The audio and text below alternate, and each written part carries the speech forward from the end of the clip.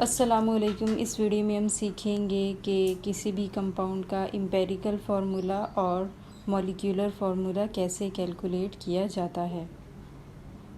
तो इसके लिए हमारे पास ये एक प्रॉब्लम है और इस प्रॉब्लम में हमें एक कंपाउंड दिया हुआ है जो कि कार्बन, हाइड्रोजन और नाइट्रोजन से मिलकर बना हुआ है।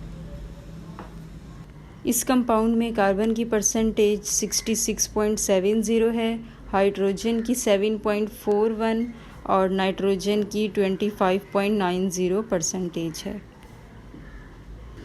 मॉलिक्यूलर मास इस कंपाउंड का 108 AMU है और हमसे यहाँ पर इस कंपाउंड का एम्पिरिकल फार्मूला और मॉलिक्यूलर फार्मूला पूछा गया है। तो सबसे पहले हम एम्पिरिकल फार्मूला फाइंड करेंगे और फिर एम्पिरिकल फार्मूले की मदद से हम इस कंपाउंड का मॉलिक्यूलर फार्मूला फाइंड करेंगे।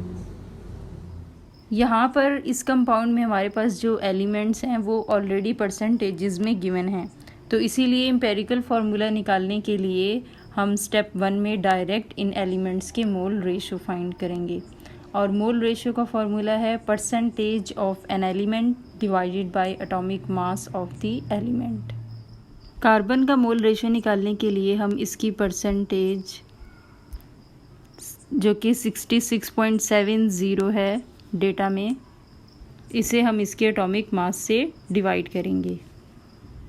एग्ज़ाम्स में एटम्स के एटॉमिक मासेस हमें गिवन होते हैं, तो ये याद करने की ज़रूरत नहीं होती। 66.70 को 12 से डिवाइड करेंगे तो कार्बन का मोल रेशो 5.56 आएगा। सेम फार्मूले से हम हाइड्रोजन और नाइट्रोजन के मोल रेशो कैलकुलेट करेंगे। डेटा में 7.41% हाइड्रोजन की गिवन है। हाइड्रोजन का एटॉमिक मास 1 होता है, तो हम 7.41 को 1 से डिवाइड करेंगे तो हाइड्रोजन का मोल रेशो हमारे पास 7.41 आएगा। नाइट्रोजन की परसेंटेज 25.90 गिवन है हमें डेटा में और नाइट्रोजन का एटॉमिक मास 14 होता है। 25.90 को 14 से डिवाइड करेंगे तो नाइट्रोजन का मोल रेशो 1.85 आएगा। सेकंड स्टेप में हम सिंपलेस्ट रेशो फाइंड करेंगे एलिमेंट्स का और उसका फॉर्मूला है mole ratio divided by least mole ratio. और जिस एलिमेंट का मोल रेशो सबसे कम होगा वो हमारा लीस्ट मोल रेशो होगा।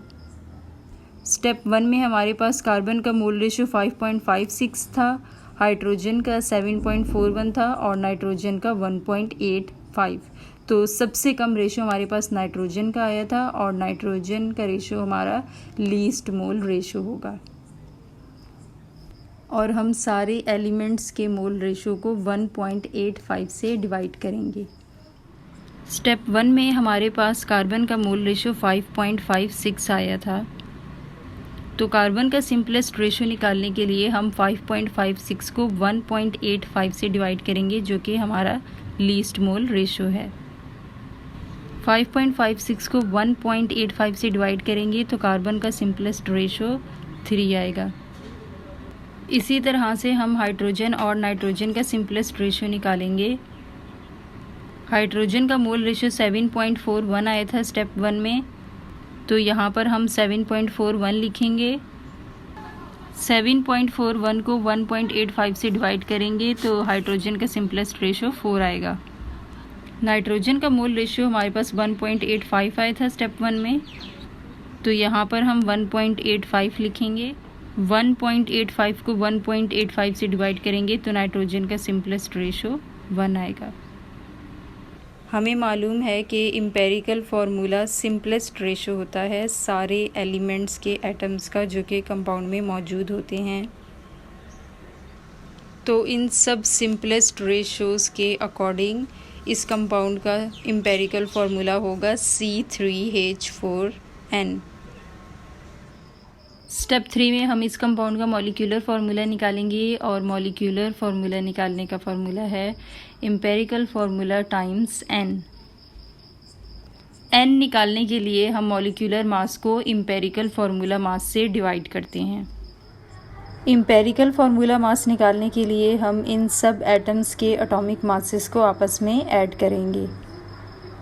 कार्बन के यहाँ पर 3 एटम्स हैं तो हम 12 टाइम्स 3 करेंगे, और हाइड्रोजन के यहाँ पर 4 एटम्स हैं तो हम 1 टाइम्स 4 करेंगे, और नाइट्रोजन का एक ही एटम है तो हम 14 लिखेंगे।